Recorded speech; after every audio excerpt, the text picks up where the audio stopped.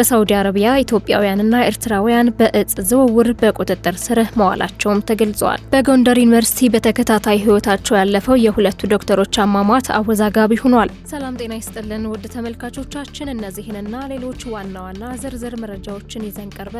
አብራችሁን ቆዩ። በየዕለቱ ትኩስና ታማኝ መረጃዎች እንዲደርሷችሁም ቪዲዮውን ላይክና ሼር እንዲሁም ሞገድ ቲቪን ሰብስክራይብ በማድረግ ይጀምሩ።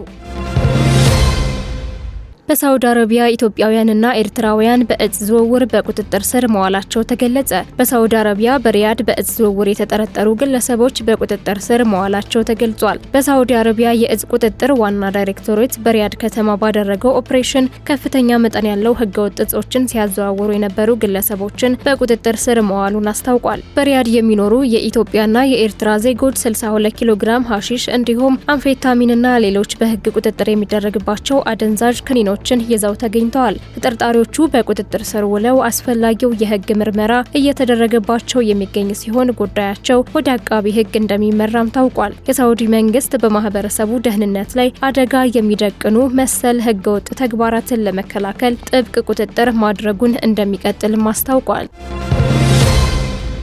በጎንደር ዩኒቨርሲቲ በተከታታይ ህይወታቸው ያለፈው የሁለቱ ዶክተሮች አሟሟት አወዛጋቢ ሆኗል። ዶክተር አቤኔዘር ጌታቸው ተወልዶ ያደገውና እስከ 12ኛ ክፍል የተማረው ባሌ ጊነር ሲሆን በጎንደር ዩኒቨርሲቲ የ3ኛ ዓመት የጠቅላላ ቀዶ ጥገና ሬዚደንት ሐኪም ነው። ታህሳስ 3 ቀን 2018 ዓ.ም ምክንያቱ ባልታወቀ ሁኔታ በተኛበት ሞቶ ተገኝቷል። አብሮ አደግ ጓደኞቹና አብሮት የተማሩ ልጆችም የጧፍ ማብራት ፕሮግራም አዘጋጅተው ፍትህ ሲሉ ጠይቀዋል። በተመሳሳይ ዜናም በጎንደር ዩኒቨርሲቲ የዶክተር ሜሮን ደምሌ ህልፈተ ህይወት ተሰምቷል። ዶክተር ሜሮን ደምሌ ደግሞ የጎንደር ዩኒቨርሲቲ የ40ኛው ባች አዲስ ምሩቅና በአንስቴዥያና ክሪቲካል ኬር ሜዲሲን ዘርፍ በመምህርነትና በጠቅላላ ሐኪምነት ላለፉት 8 ወራት ስታገለግል የነበረች ሲሆን በተግባቢነቷ በቅንነቷና በስራ ወዳድነቷ የምትታወቅ ወጣት ሐኪም ነበረች። ባደረባት ህመም ምክንያትም በጎንደር ዩኒቨርሲቲ ሆስፒታል ስትረዳ ቆይታ ሰኞ ታህሳስ 6 ቀን 2018 ዓ.ም አርፋለች። በሁለት ቀን ልዩነት የሞቱት የሁለቱም ዶክተር አስከሬን ወደ ትውልድ ቀያቸው የተላከ ሲሆን የዶክተር አቤኔዘር አስከሬን ወደ አዳማ እንዲሁም የዶክተር ሜሮን አስከሬን ደግሞ ወደ ደብረ ማርቆስ ተልኳል። የጎንደር ሪፈራል ሆስፒታል ሰራተኞች፣ የስራ አጋሮቻቸው፣ ጓደኞቻቸው ይህን ሀዘን በማስመልከት የሻማ ማብራት ስነ ስርዓትም አካሂደዋል።